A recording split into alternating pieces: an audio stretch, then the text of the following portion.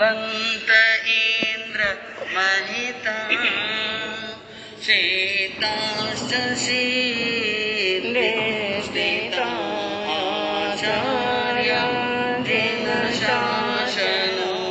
जिनशासनोन्नतिकरा पूज्या उपाध्यायका श्री सिद्धान्त सुपाठका मुनिवर रत्नत्रयाराधका वञ्चयिते परमेष्टिनं प्रतिदिनं कुर्वन्तु नो मङ्गलं भगवान् वीरो मङ्गलं गौतम प्रभु मङ्गलं स्थूलिभद्राद्या जैन धर्म स्तुमङ्गलम् अज्ञानतिमिरान्धस्य ज्ञानाञ्जनशलाकया चक्षुरुन्मिलितं येन तस्मै श्रीगुरवे सरसशान्ति सुधा रससागरम् शोचितरं गुणरत्नमाकरं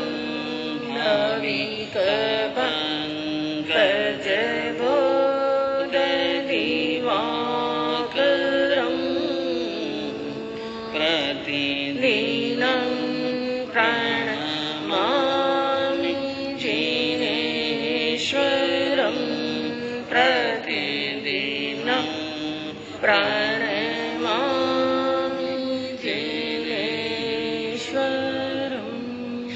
तारो सिरिजनराज तारो तो तिरजा श्री महावीर भगवान तारो तो तिरजा लाख 84 भटकत आया लाख 84 भटकत आया मुश्किल सो मानव तन पायो मुश्किल सो मानव तन पायो शरण लियो तारो आय तारो तो तिर जाओ शरण लियो तारो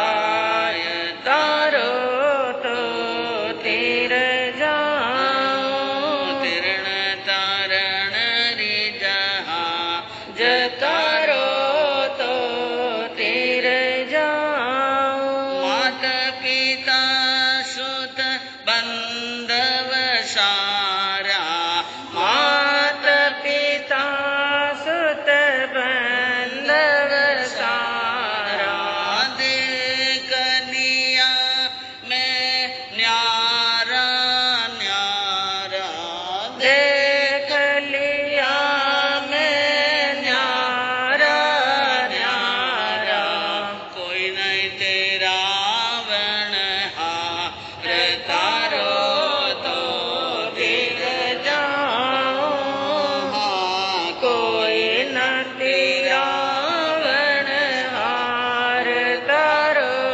तो तिर जाओ श्री महावीर भगवान तारो तो तिर जाओ सर्वज्ञ सर्वदर्शी चरम तीर्थंकर अहिंसा के अवतार विश्व वंदनीय शासनपति श्रवण भगवान वर्तमान महावीर के पावन चरणों में कोटि कोटि वंदन। हृदय की अनंत अनंत आस्था के केंद्र, संयम धन के दाता, संसार सागर से तिरने का सन्मार्ग बताने वाले पूज्य गुरु भगवंत श्रवण सूर्य दिव्य विभूति 1008 श्री मर्दर केसरी मिश्री मल जी महाराज साहब के पावन चरणों में कोटि कोटि वंदन। अहिंसा दिवाकर लोकमान्य संत शेरे राजस्थान वरिष्ठ प्रवर्तक पूज्य गुरुदेव श्री रूपचंद जी महाराज साहब के पावन चरणों में कोटि कोटि वंदन। मरुधरा भूषण संत शिरोमणि पूज्य प्रवर्तक गुरुदेव श्री सुकन मुनि जी महाराज साहब के पावन चरणों में कोटि कोटि वंदन। साधना की प्रतिमूर्ति सद्गुणों की उपासिका सरल मना शांत दांत गंभीरा गुरुवरिया माँ सती श्री सज्जन कंवर जी महाराज साहब के पावन चरणों में कोटि कोटि वंदन। धर्म प्रेमी बंधुओं, शीलवती माता में संसार की भव्य आत्माओं को उद्बोधन देते हुए और जीवन जीने की शैली का मार्ग प्रदर्शन करते हुए ज्ञानियों ने कहा कि वियोगे रोगे किम भोगे किम और विप्रियै प्रियै किम कांता भी क्षणांता भी यदि मानो नत मन। क्या बात बताई? यदि किसी व्यक्ति का मन स्वाभिमान से उन्नत है, किसी व्यक्ति का मन स्वाभिमान से उन्नत है, तो उसके लिए वियोग, उसके लिए रोग, उसके लिए भोग, उसके लिए अप्रिय और उसके लिए प्रिय और उनके लिए सुंदरता, क्षणिक सुंदरता से कोई लेना देना नहीं। इसके अंदर मुख्यता बताई कि स्वाभिमान से मन उन्नत होना चाहिए। मनुष्य का स्वाभिमान जिंदा रहना चाहिए। क्या रहना चाहिए? स्वाभिमान जिंदा रहना चाहिए। जब तक मनुष्य जीता है उनका स्वाभिमान है, और जो स्वाभिमानी मनुष्य हैं उन व्यक्ति की ही दुनिया के अंदर मान सम्मान इज्जत और उनका सत्कार होता है। जो अपने स्वाभिमान को मार करके, अपने स्वाभिमान को भुलाकर जो व्यक्ति अहंकार करता है, एक तो है अभिमान और एक है स्वाभिमान। अभिमान और स्वाभिमान। अभिमान का मतलब तो अच्छी तरह से जानते हैं, मान करना, गुमान करना, घमंड करना, गर्व करना इत्यादि। यानी यह जो अहंकार का भाव है वो तो है एक प्रकार से अभिमान। और स्वाभिमान का मतलब क्या है? मनुष्य को अपनी अस्तित्व का, उनके जीवन के अंदर स्वाभिमान का जिंदा रहना ठीक है, स्वाभिमान का जिंदा रहना श्रेष्ठ है। स्वाभिमान जिंदा है तो मनुष्य जिंदा है। जिसका स्वाभिमान मर गया वो जिंदे जीवी क्या है? मरे हुए के समान है। और कहा ज्ञानियों ने आगे भी कि तावदा श्रीयते लक्ष्मिया और तावदा अस्य स्थिर यशः और पुरुषस्तावदेदा सौ और यस्मान मानान हीयते। क्या बताया? तब तक ही मनुष्य की लक्ष्मी लक्ष्मीवान है, उन लक्ष्मी का फायदा तब तक है, और उस यश का स्थिरता, यश की स्थिरता तब तक है, और तब तक ही वह पुरुष के नाम से गिना जाता है कि जब तक उनका मान यानी स्वाभिमान खंडित नहीं हो। अगर स्वाभिमान खंडित हो गया और स्वाभिमान से रहित हो गया तो वो व्यक्ति इन संसार के अंदर स्वाभिमान को गमा कर, यूं समझ लो सरल शब्दों में कि स्वाभिमान को गमा करके अगर कोई व्यक्ति बहुत बड़ा लक्ष्मीपति बन जाए, क्या बन जाए? बहुत बड़ा लक्ष्मीपति बन जाए, तो उनका लक्ष्मीपति होने का कोई मतलब नहीं है। और स्वाभिमान है तो उनका यश स्थिर रहेगा। स्वाभिमान नहीं तो यश स्थिर रहने वाला, लोग उनकी अपकीर्ति कर लेंगे। स्वाभिमान से रहित व्यक्ति की यश भी अपकीर्ति में बदल जाएगा। तो कहा कि उनका यश भी स्थिर रहता है जब तक स्वाभिमान है, जब तक। और सपुरुषस्तावत् एषौ, यह पुरुष है, यह मनुष्य है, यह नर रतन है, इस प्रकार की गिनती भी तब तक होती है कि जब तक उनका स्वाभिमान जिंदा रहता है। मान करना पाप है, स्वाभिमान से जीना कोई पाप नहीं। इसलिए भगवान महावीर ने साधुओं की जहाँ पर चर्या बताई वहाँ पर चक्रवर्ती राजा अगर दीक्षा ले या जो कोई बलदेव दीक्षा लेवे या कोई बहुत बड़ा सम्राट दीक्षा ले या बहुत गरीब दीक्षा ले, सबके नियम क्या बताए भगवान ने। एक यूं नहीं कि जो बहुत बड़े बड़े राजा हैं, मंत्री हैं, अमीर सेठ हैं, वो दीक्षा ले घर छोड़कर, क्योंकि वो इतने ठाठ में रह के आए हैं और इतने सम्मान प्राप्त करके आए हैं, इसलिए उनको गोचरी जाने की जरूरत नहीं। कोई भी दीक्षा लो, दीक्षा लेने के बाद में अपने पेट की उदर पूर्ति करने के लिए भिक्षाचर्या करना अनिवार्य है, भगवान ने ये बताया।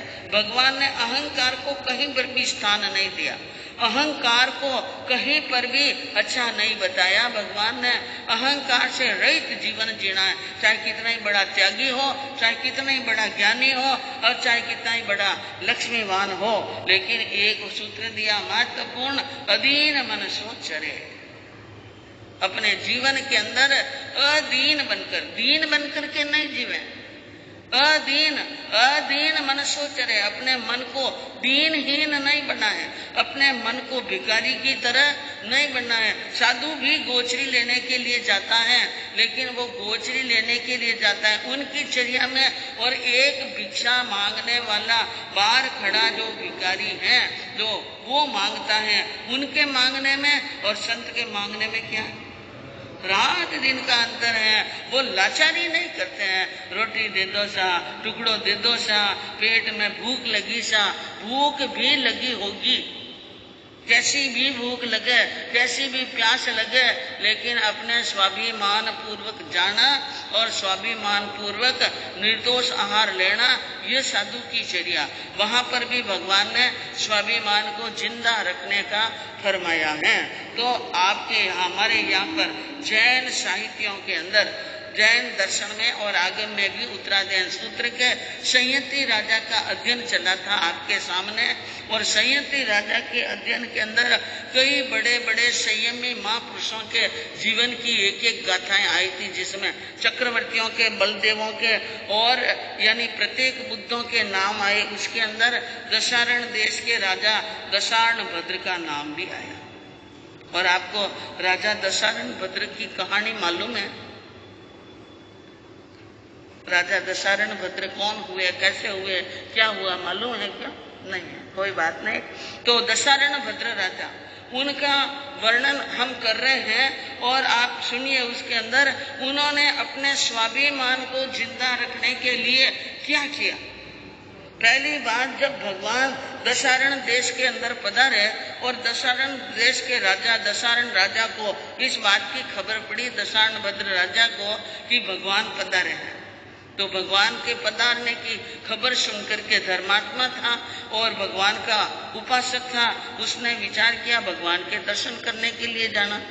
पुराने जमाने में राजा महाराजाओं को खबर मिलती कि भगवान पधारे हैं तो वे अपने राजकीय कार्यों को स्थगित कर लेते थे, राजकीय कार्यों को स्थगित करते, और राज्य के जो भी पदाधिकारी हैं, राज्य के लोग हैं, राज्य के जन और परिजन और जो मनुष्य संसार घर के परिवार के, इनके अलावा प्रजा के सब लोगों को इस बात की खबर डिंडोरा पिटा पिटा कर दिलाते थे, आज भगवान पधार गए हैं और भगवान के दर्शन करने के लिए जाना है, प्रवचन सुनने के लिए जाना है। तो दशारण भद्र राजा को खबर मिली और वो भी भगवान के दर्शन के लिए अपना मन बनाया, और एक लहर आई मन के अंदर, सबको सूचना दे दो, पूरे गांव में सूचना दे दो, और हमारे राज के जो बड़े बड़े ओहदेदार पदवीधर हैं उन सभी यानी सरदारों को, उमरावों को, मुसद्दियों को, जमींदारों को, सभी राजाओं को शीघ्र ही एकत्रित होने का हुक्म दो कि भगवान पधारे हैं और भगवान के दर्शन कर लिए जाना है। इसलिए छोटे बड़े राजा, जागीरदार, जमींदार जो भी थे उन सबको बुलाया, और अपनी अंतपुर के अंदर रानियों को भी, राजकुमारियों को भी, राजकुमारों को भी कह दिया कि भगवान के दर्शन करने सबके सब एक साथ में तैयार हो जाओ। तो वहां पर बताया जाता है कि दशारण देश के राजा थे, उनके राज्य के अंदर बहुत बड़ी रिद्धि थी। ऐसी रिद्धि 18,000 हाथी थे, कितने? 18,000 हाथी, 24,000 घोड़ा और 21,000 रथ और 91 करोड़ पैदल। राजा ने कहा जितने हाथी हैं, जितने घोड़े हैं, जितने रथ हैं, जितने पैदल हैं, सबको श्रृंगार दो। रथों को श्रृंगार दो, घोड़ों को श्रृंगार दो, हाथियों को भी श्रृंगार दो और सबको अपनी अपनी जो जो अश्वारियां हैं, कोई घोड़े पर बैठता है, कोई रथ में बैठता है, कोई पैदल चलता है, सबको रेडी यानी तैयार होने का बोल दो। रानियों को भी कह दिया, सबको कह दिया एक साथ में रवाना होंगे। क्या होंगे? एक साथ में रवाना। तो आप सोचो कि जब दशानन भद्र राजा भगवान के दर्शन करने के लिए जाए, 18,000 हाथी और 24,000 घोड़े और 21,000 रथ और रथों में बैठने वाली रानियां और उनकी पुत्र वधुएं और 91 करोड़ पैदल और जिसके अंदर छत्रधारी 16,000 थे। 16,000 छत्र तैयार करवाए। जितने जितने छत्रधारी हैं उन सब के ऊपर छत्र धारण होना चाहिए। छोटे बड़े 64,000 राजा हुए और उसके बाद में भी प्रबल रिद्धि, दास दासी, सखियां, सहेलियां, राजकुमार, राजकुमारियां और गांव के नगर सेठ और छोटे सेठ, बड़े सेठ, सारे सेठ और सारे सेठों की सेठानियां जो पर्दे में रहती हैं और जो पर्दे में नहीं रहती हैं, सबको दशानन भद्र के साथ में जाना है, आगे पीछे नहीं। दशानन भद्र का हाथी आगे चलेगा और पीछे पीछे सब और बाकी जय जयकार करने वाले आगे। इस प्रकार प्रचुर यानी सेनापति, गणनायक, दंडनायक और मंत्रिमंडल इत्यादि सभी संधि विभाग के जितने भी थे सबको साथ में लेकर प्रचुर रिद्धि संपदा सहित, पूरी रिद्धि संपदा सहित जा रहे हैं। और राजा दशानन भद्र ने आगे चलने वाली उन परिषद को, पीछे आने वाली परिषद को और ये ढोल और नगाड़े और ये बाजे और जय जयकार देखा, विचार किया, मन में एक विचार है, घमंड आ गया। क्या आ गया? भगवान महावीर के दर्शन करने के लिए तो कई राजे महाराजे बड़े बड़े गए होंगे, लेकिन जिस तरह से मैं तैयारी करके सज धज करके मैं जा रहा हूं, ऐसा तो कोई गया ही नहीं होगा। पहली बार जब मेरी ये साज सज्जा देखेंगे तो भगवान महावीर भी आश्चर्य में पड़ेंगे, क्या साज सज्जा और कैसे ठाठ से आए हैं दशानन भद्र राजा, क्योंकि आज के पहले ऐसा तो कोई आया ही नहीं होगा। ये घमंड कि मैंने जो तैयारी करवाई वैसी तैयारी तो किसी ने नहीं की। और बंधुओं, भगवान के अतिशय हैं। आपने समो शरण का वर्णन सुना जिसमें बताया अहंकार से युक्त व्यक्ति भगवान के समो शरण में प्रवेश हो ही नहीं सकता। जैसे इंद्रभूति को अहंकार आया, लेकिन इंद्रभूति का अहंकार भी पानी में नमक की तरह गल गया। इसी प्रकार उनको अहंकार आया और देवलोक के अंदर देवता इंद्र का आसन कंपायमान हुआ। इंद्र का आसन कंपायमान हुआ। इंद्र ने लगाया अपना अवधि ज्ञान का उपयोग और उपयोग लगाया तो पता चला कि दशानन भद्र बड़ी रिद्धि के साथ में, बड़ी साज सज्जा के साथ में जा रहे हैं और उनके मन में ये विचार है कि मेरे जैसे तो मेरी तरह तो सजकर आज दिन तक भगवान के वहां कोई दर्शन करने के लिए गया ही नहीं है। अब भगवान के इस प्रकार उन राजा के घमंड और अहंकार को देखकर उनके अहंकार को तोड़ने के लिए अब इंद्र ने अपनी तैयारियां की। इंद्र ने क्या की?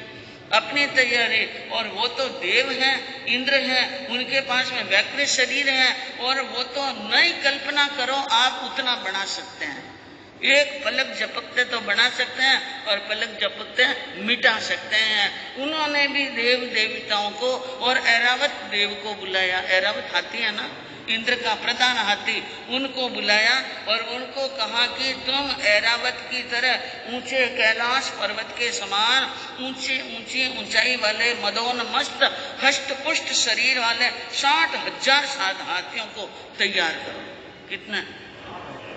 60,000 हाथियों को, जिसको अच्छी तरह से श्रृंगार दो, रत्नों के और बहुमूल्य आभूषण पहना दो और उन हाथियों की देवी देवताओं को विकुर्वणा करने के विकुर्मणा करते हैं व्याकृत शरीर।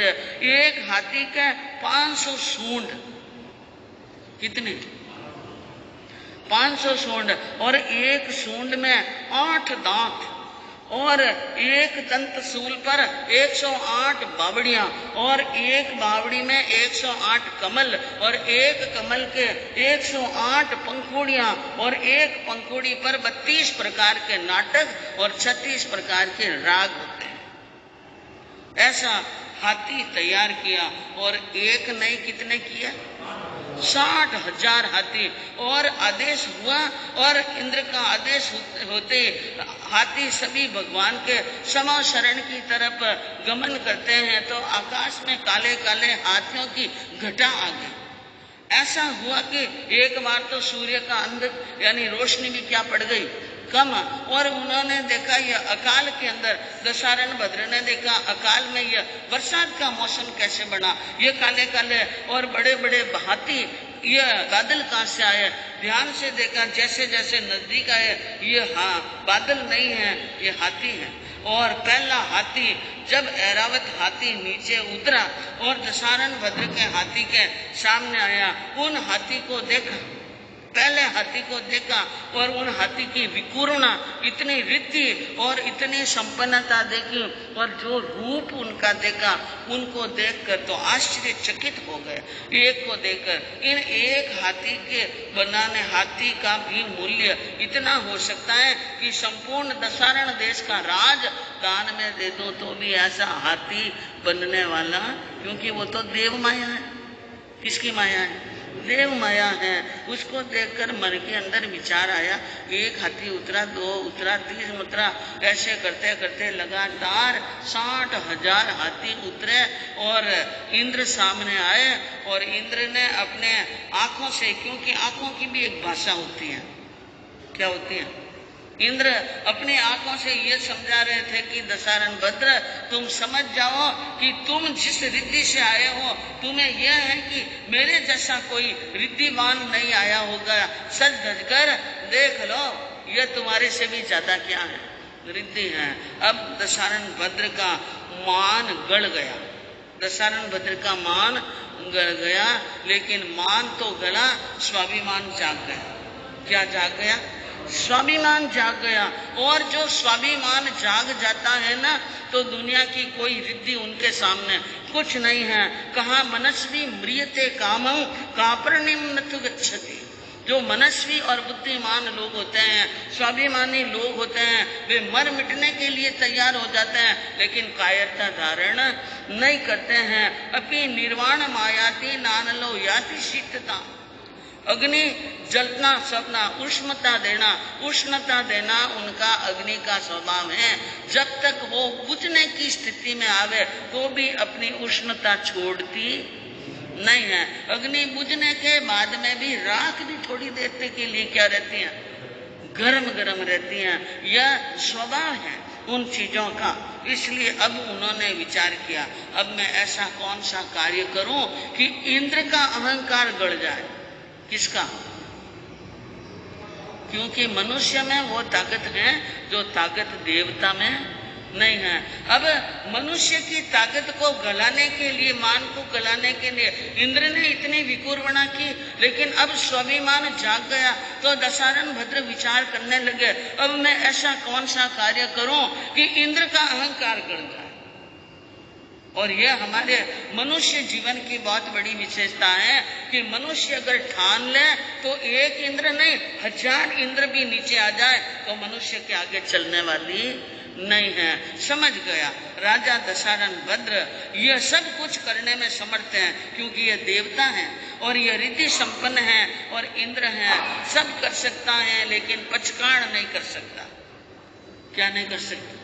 पचकाण नहीं कर सकता है, त्याग नहीं कर सकता है, एक पैसे का भी दान नहीं दे सकता है, एक आधे घंटे का भी घंटे से मुट्ठी से पचकाण नहीं कर सकता है, क्योंकि इनके गुणस्थान है 4। कितने? चौथा गुणस्थान है, चौथा गुणस्थान है। और मनुष्य के गुणस्थान कितने हैं? टोटल 14। मनुष्य तो 14 कोई पार करता है, एक से लगाकर 14, और देवता का 4था गुण स्थान होता है। इसलिए उन्होंने क्या कहा, मन में सोचा ये पचकाण नहीं कर सकते हैं। अब उनको आ गया वैराग, स्वाभिमान जागा, और स्वाभिमान के साथ में क्या आ गया, वैराग। छोड़ दो इन रिद्धि को। जिस रिद्धि का मैंने घमंड किया ना, जिसका अभिमान किया, उसी रिद्धि और घमंड को गलाने के लिए इंद्र आया। ये रिद्धि का घमंड मुझे नहीं करना है, रिद्धि का त्याग करना है। क्या करना है?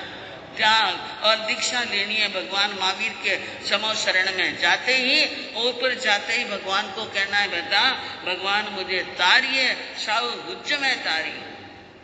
ऐसा भाव आ गया। और अब सीढ़ियां चढ़ने लगे। समो शरण की सीढ़ियां कितनी था मंत्री साहब? 20,000 सीढ़ियां। अगर इंद्र भी चढ़ रहे हैं और दशानन भद्र भी चढ़ रहे हैं, और इंद्र और दशानन भद्र दोनों चढ़ रहे थे। दशानन भद्र ने इंद्र का हाथ पकड़ा। क्या पकड़ा? हाँ, और कहा इतना कि सुनो इंद्र जी, होड़ करी तो पकी आप निभावना।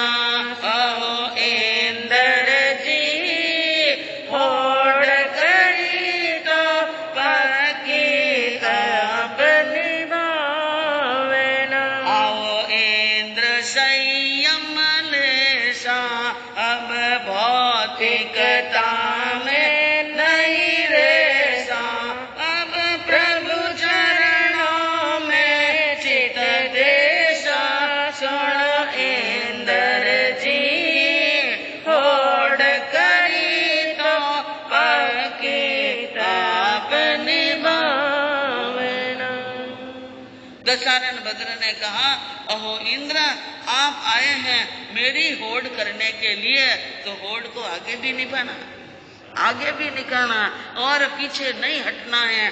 आप देव हैं, आओ इंद्र संयम ले सो, आओ।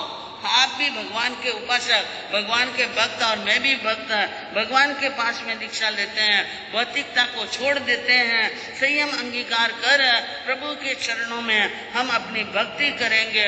इस प्रकार की बात कही तो इंद्र आश्चर्य में पड़ गए। क्या इनको वैराग आ गया? देव ने लगाया अवधि ज्ञान, अवधि ज्ञान लगाया। क्या दशानन भद्र को सचमुच में वैराग आ गया है? क्या सचमुच ये दीक्षा लेने वाले हैं? तो अवधि ज्ञान से उनको पता चल गया कि इनके मन के अंदर तो वैराग्य का समुद्र हिलोड़ा ले रहा है, और ये अभी सारी रिद्धि का क्या करने वाले हैं? त्याग। लेकिन मैं नहीं कर सकता हूँ, मैं यह त्याग नहीं कर सकता हूँ। इसलिए जब दशानन भद्र के मन के भावों को जाना तो इंद्र ढीला पड़ गया। इंद्र ढीला पड़ गया। और इंद्र ने क्या कहा? इंद्र ने कहा दशानन भद्र राजा को कि मेरे पास में बाकी सब शक्ति है, मैं साधु रूप करूं एकता में, साधु रूप करूं एकता, एण जम्बू दीप भरे जीता, एण जम्बू दीप भरे जीता, पर साधुपना नहीं ले सकता, पर साधुपना नहीं ले सकता। सुनो राजा जी, है जीत्या 100 बार चरण बलिहारी। अहो राजा जी, थे जीत्या 100 बार चरण बलिहारी। इंद्र ने क्या जवाब दिया? हे दशारण देश के नरेश, मैं साधु के इतने रूप बना सकता हूँ, वैक्रे शरीर से इतने रूप बना सकता हूँ। 1,00,000 योजन का जम्बू द्वीप है, उसके अंदर तिल रखे जितनी जगह खाली नहीं रहेगी। पूरा जम्बू द्वीप साधुओं से भर सकता हूँ, लेकिन साधुपना नहीं ले सकता। मैं आधे घंटे का भी साधुपना, 5-10 मिनट का भी साधुपना नहीं ले सकता हूँ। आपके मन में त्याग की भावना आई है, वैराग की भावना आई है, लेकिन मैं वैराग नहीं ले सकता हूँ। इस कारण से थे जीत्या 100 बार। आप कितनी बार जीत गए? 100 बार। और आपके चरणों की बलियारी है, आपके त्याग की बलियारी है। इस प्रकार इंद्र ने भी दशारण भद्र को क्या जोड़ दिए? हाथ। और उनको क्या जीतने की बात कि आप जीत गए हैं। और बंधुआ राजा दशारण भद्र ने इधर उधर कुछ नहीं देखा, भगवान के श्री चरणों में पहुंचे और वहां जाकर के सीधा पंचमुष्टि लोच किया। क्या किया? पंचमुष्टि लोच, आभूषण वस्त्र और सब के सब राजशाही ठाट वाले सब श्रृंगार उतार दिए, साधु का वेश धारण किया, भगवान के सामने आए, हाथ जोड़कर खड़े हुए, भगवान मुझे दीक्षा का पाठ पढ़ा दीजिए। तो बंधुओं, कहने का तात्पर्य क्या है कि स्वाभिमान मनुष्य का हमेशा जिंदा रहना चाहिए। इसका अगर श्रेष्ठ उत्कृष्ट उदाहरण देखना चाहो जैन आगम साहित्यों के अंदर, तो दशारण भद्र का एक स्वाभिमान को जिंदा रखने के लिए इतनी रिद्धि का त्याग करते 1 मिनट भी नहीं लगा। छोटी सी रिद्धि नहीं, इतना बड़ा रिद्धिवान दशारण देश के राजा ने किसी की आज्ञा नहीं ली, न कोई रानियों की न परिवार की, और सीधा क्या ले ली? दीक्षा अंगीकार कर ली। तो बंधुओं, कहने का मतलब यह है कि जीवन के अंदर ऐसा स्वाभिमान के ऊपर ठेस पहुंचती है तो आपको भी वैराग तो आता ही है। घर में कभी ऐसी कोई बात हो जाए, परिवार में ऐसी बात हो जाए, ऐसी वैसी घटना घट जाए, तो मन में आता है कि सारा दिन हीन बनकर के, दुखी बनकर के, लाचार लाचार लाचार क्या पड़ा है, छोड़कर चले जाएं जंगल के अंदर। वैराग आता है। और कितनी बार आता है? बहुत बार आता है। धर्म ख्याने शमशाने च, धर्म स्थान पर वाणी सुनते हुए शमशान के अंदर जलते हुए युवा व्यक्ति की लाश को देखकर और अत्यंत रोगिणाम च मति भवे, रोग उत्पन्न होने पर ऐसी बुद्धि उत्पन्न होती है कि सब कुछ छोड़कर दीक्षा अंगीकार कर लें। लेकिन यह वैराग क्या रहता है?